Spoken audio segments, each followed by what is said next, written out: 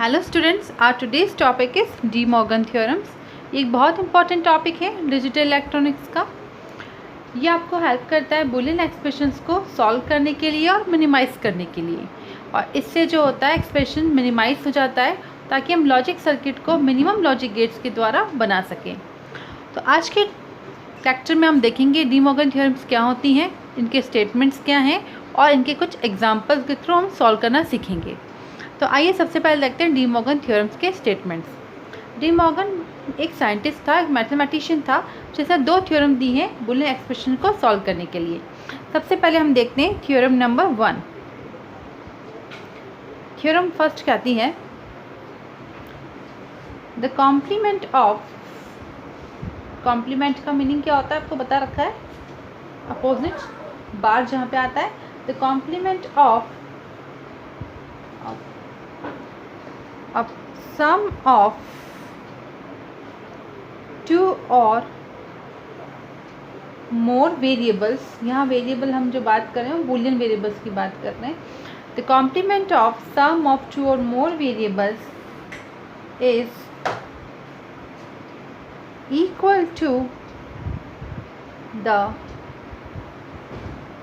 Product of each variable complemented. ये कहता है कि अगर आपके पास दो या दो से अधिक बूलियन वेरिएबल्स हैं और उनका सम का कॉम्प्लीमेंट वो बराबर होगा हर एक वेरिएबल के कॉम्प्लीमेंट के प्रोडक्ट के। इसे हम मैथमेटिकल फॉर्म में देखते हैं, बहुत इजी हो जाएगा समझना। सपोज हमारे पास बूलियन वेरिएबल्स हैं a प्लस b, तो इसका कॉम्प्लीमेंट, ये दोनों कौन हो गए वेरिएबल्स, और ये क्या हो गया सम, और ये क्या है कॉम्प्लीमेंट। तो हम इस इक्वेशन में यहाँ से देखें थ्योरम में कह रहे हैं द कॉम्प्लीमेंट ऑफ, यानी ये कॉम्प्लीमेंट ऑफ सम ऑफ, यानी ये टू और मोर वेरिएबल्स यानी a और b। The complement of sum of two और more variables is equals to product of each variable complemented. अब हर वेरिएबल कॉम्प्लीमेंट हो और उसका प्रोडक्ट, तो यहाँ पे जो प्लस है ये किस में बदल जाएगा डॉट में, और हर वेरिएबल कॉम्प्लीमेंटेड हो जाएगा। तो हम लिख सकते हैं a प्लस b का complement is equals to a bar dot b bar. तो ये आपकी है थ्योरम नंबर 1। थ्योरम नंबर 1 कहती है द कॉम्प्लीमेंट ऑफ, देखिए बहुत ईजी याद करना, the complement of sum of two or more variables is equal to product of each variable complemented। यानी आपको क्या करना है, अगर आपको दिया हुआ है a प्लस बी का बार, तो ये जो प्लस है यानी और है आपका किस में बदल जाएगा एंड में, एंड ऑपरेशन में, और आपका जो कंप्लीट बार है वो ब्रेकअप होके हर एक वेरिएबल पे आ जाएगा। तो ये है आपकी थ्योरम नंबर 1। अब देखते हैं थ्योरम नंबर 2। इसकी सेकंड थ्योरम कहती है, अगर आपको थ्योरम नंबर 1 समझ में आई है तो आपको थ्योरम सेकंड इजीली समझ में आ जाएगी। सेकंड थ्योरम कहती है द कॉम्प्लीमेंट ऑफ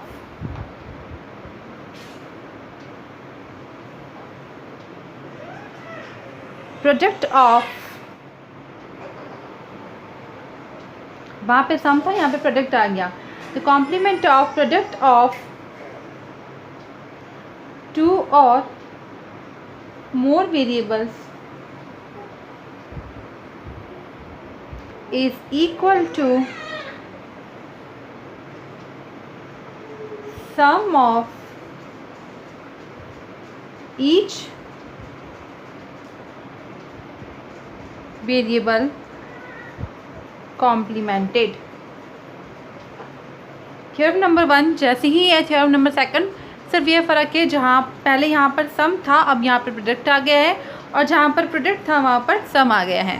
तो इसका मैथमेटिकल फॉर्म है a डॉट b का bar is equals to a bar plus b बार।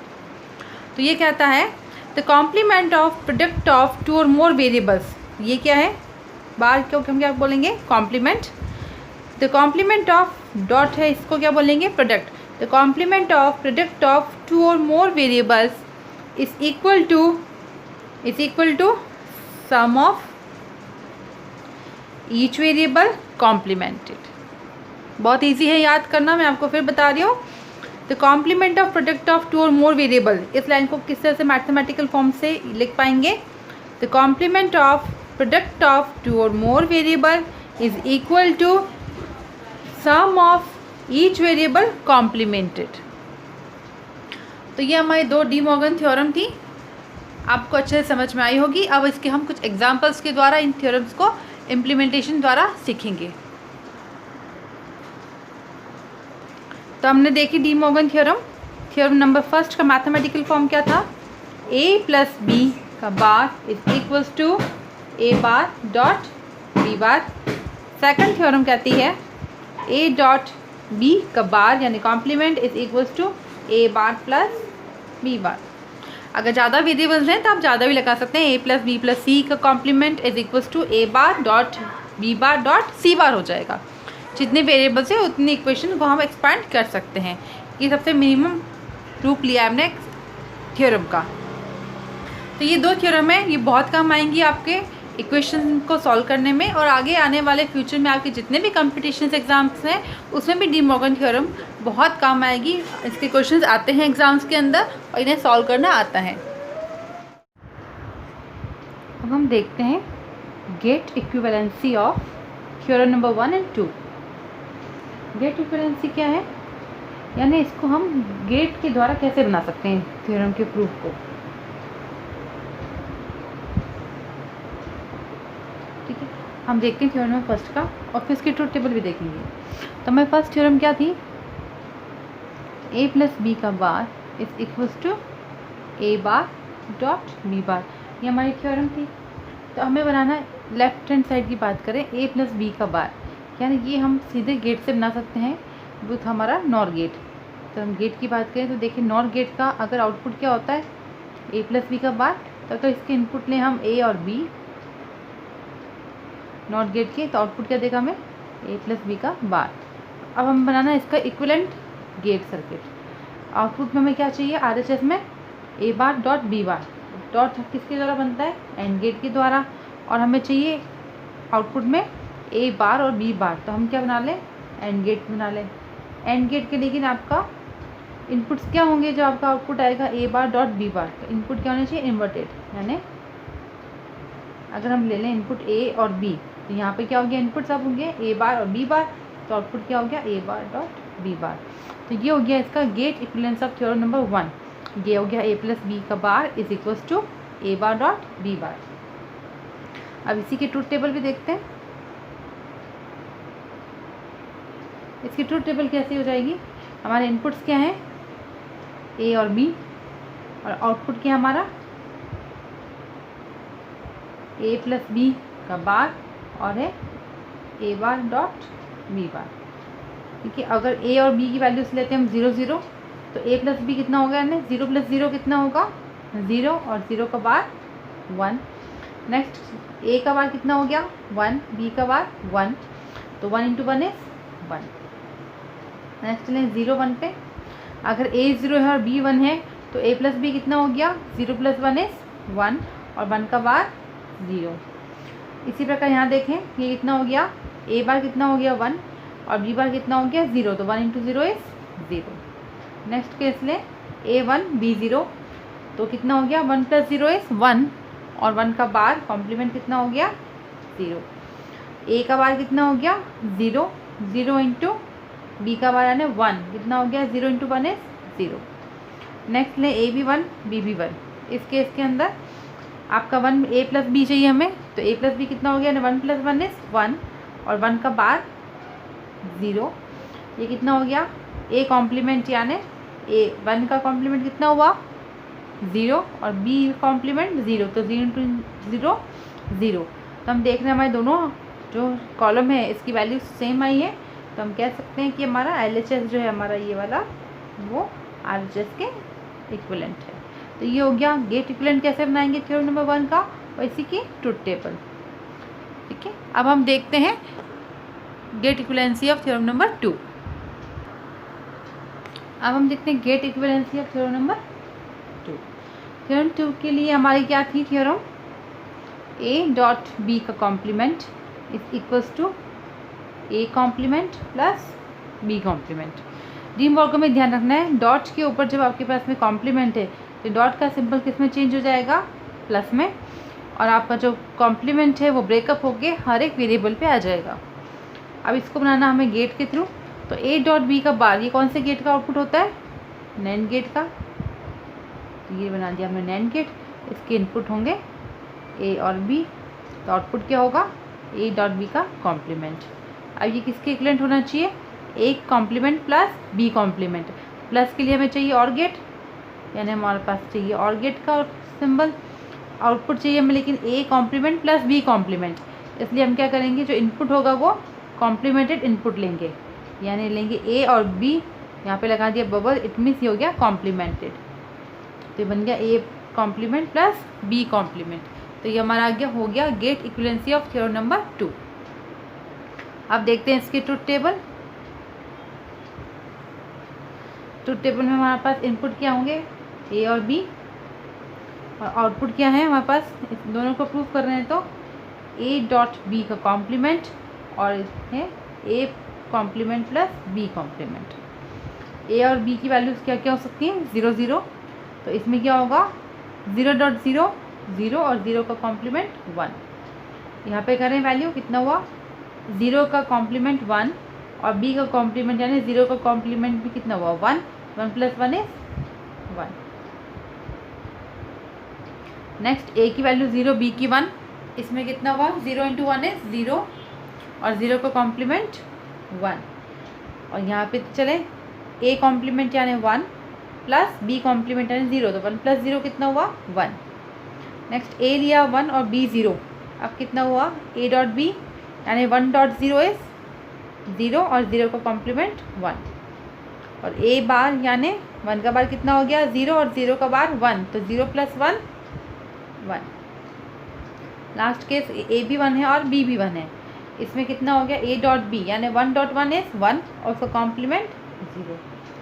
ए बार कितना हो गया 0 प्लस बी बार कितना हो गया 0, तो 0 + 0 0। तो हम देख रहे हैं वापस कि हमारा LHS जो है वो RHS के इक्वल आया है। तो हमने प्रूव कर दिया है थ्योरम का कि यूजिंग ट्रुथ टेबल की LHS is equal to RHS, यानी ए डॉट बी का bar is equal to a bar plus b bar. इसको गेट के थ्रू भी आप ऐसे बना सकते हैं। तो ये हमारा था gate equivalency of theorem number 2। एक एग्जांपल जिसके थ्रू हम सॉल्व करेंगे इस इक्वेशन को, a + b का कॉम्प्लीमेंट डॉट c + d का कॉम्प्लीमेंट, बीच में डॉट ऑपरेटर है और इस पूरे के ऊपर एक कॉम्प्लीमेंट है। ये आपके पास में क्वेश्चन। अब इसे सॉल्व करना है यूजिंग डी मॉर्गन थ्योरम्स। तो हमें दिख रहा है कि जब ऊपर कॉम्प्लीमेंट आ गया किसी भी इक्वेशन के अंदर तो वहाँ पे डी मॉर्गन थ्योरम अप्लाई होगी। अब सबसे पहले आप सॉल्व करेंगे कहाँ पर आपकी डी मॉर्गन थ्योरम अप्लाई हो रही है, तो आपको वो टर्म्स आइडेंटिफाई करनी है जहाँ पर डी मॉर्गन अप्लाई होगा। स्टेप नंबर 2 सेकंड आप क्या काम करेंगे, उस एक्सप्रेशन को ईजी बनाने के लिए अगर आपको लगता है बहुत कॉम्प्लिकेटेड इक्वेशन है तो आप जो टर्म्स हैं इन टर्म्स को आप सिंगल वेरिएबल में बदल दीजिए। जैसे आपने मान लिया लेट a + b, इस पूरे को मैंने ले लिया सपोज कॉम्प्लीमेंट को x, तो आप इसको x ले लीजिए और c + d इसको y ले लीजिए, तो आपका इक्वेशन और भी इजी हो जाएगी। फिर आप बूलियन लॉ लगाइए, हो सकता है a डबल बार = a वाली रूल स्पेशली ये लग जाएगा बार बार कि कॉम्प्लीमेंट का कॉम्प्लीमेंट ओरिजिनल नंबर होता है, वो अक्सर इसमें लगेगी।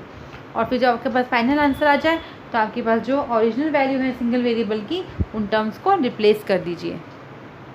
एग्जांपल देखते हैं इसको। सबसे पहले हमारे पास ये है, तो माना हमने लेट a + b कितना है x और c + d कितना माना हमने y। तब इस पर डी मॉर्गन अप्लाई करी हमने, तो इसका वैल्यू कितना हो गया ये x डॉट y का बार। अब ये हमारा सिंपल सी इक्वेशन होगी डी मॉर्गन की कि a डॉट b का बार इज इक्वल टू क्या होता है आपको पता है, अप्लाई करें इस पर कितना हो गया x बार प्लस y बार। अब कुछ सॉल्यूशन नहीं, इसके आगे और सिंप्लीफिकेशन नहीं कर पा रहे। अब इसके जगह हम वापस x और y की वैल्यू रख दें, तो हमारा x कितना था a + b का कॉम्प्लीमेंट, ये x था और यहाँ पे वैल्यू कितनी x बार, ये तो ऑलरेडी है, ये तो इस x का था, x की वैल्यू में है। अब y कितना है, c प्लस d का कॉम्प्लीमेंट और इसका y का कॉम्प्लीमेंट, तो ऊपर आ गया डबल बार। अब हमने रूल पढ़ा है, अप्लाई करें इसको, बुलियन रूल ऑफ अलजेब्रा से कि since a double bar is equals to a, तो ये रूल यहाँ पे अप्लाई हो जाएगा। सिंपल सी बात है, जब भी डबल बार आएंगे तो डबल बार कैंसिल हो जाते हैं। तो ये आपका क्या बच गया, a plus b plus c plus d. अब कोई बार नहीं है, कोई ऑप्शन नहीं है, तो इसका मतलब ये हमारा फाइनल आंसर है।